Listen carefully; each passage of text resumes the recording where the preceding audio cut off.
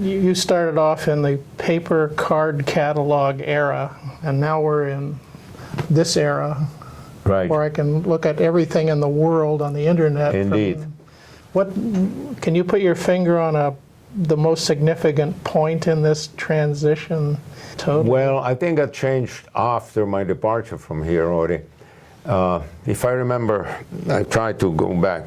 What is today Internet used to be called ARPANET. Yes. And it started the Department of Defense. And because I was interested in that, I was getting a newsletter. I went to Harold Honeycutt and I said, can we get that? That was in 76, 7 or something like that. He said, no, we can't. We are not doing any military research. I said, why not? He said, we don't want it. Because when people had to be approved by the Department of Defense, but we had a collection of indexes. Even those indexes we had to keep.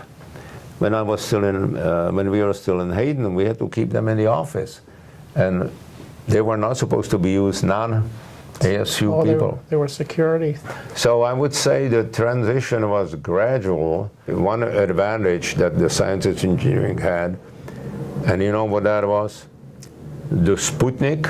So Sputnik was a kind of a trigger for the United States. When I came here, the money for purchasing were almost unlimited for several years. And so, and when I came here, I was quite knowledgeable because, as I said, I was hired as the engineering subject specialist. Tom Marshall, my boss, was doing a good job. He was a life sciences librarian. And then he said, we need to do more in the physical sciences area, which is your responsibility. So I started searching. The librarians did it for the faculty or students. We served everyone.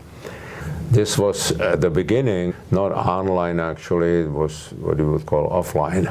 You had to fill out some forms and send it to them, and they search it online for us. And I got cooperation with the UCLA people. I knew some librarians there, that they had a project, so they took me on.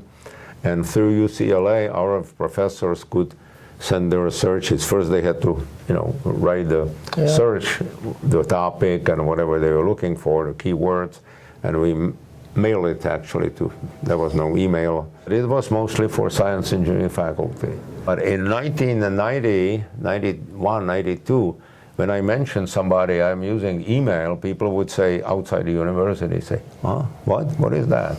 And then I think started about 95, what we call now the web also, the internet and searching the web. Institutions and now actually even individuals could have a website. Then came services like Yahoo, Google. Then people with Google now say, we don't need a library, find everything, Google, there's even Google Science, Google Books, Google whatever, Maps. Yeah. Right? Which is very useful, very interesting.